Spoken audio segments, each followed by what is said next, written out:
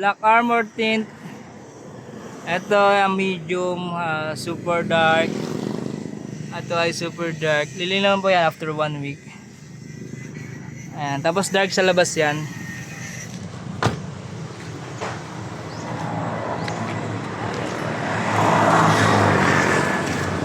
Super dark.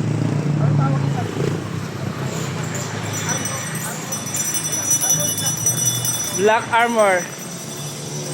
Yan yung bagong Black Armor tint sa Pilipinas. Pangalawa pa lang itong kinakabitan dito. Pakita ko ulit sa inyo yung loob. Ayun yung loob niya.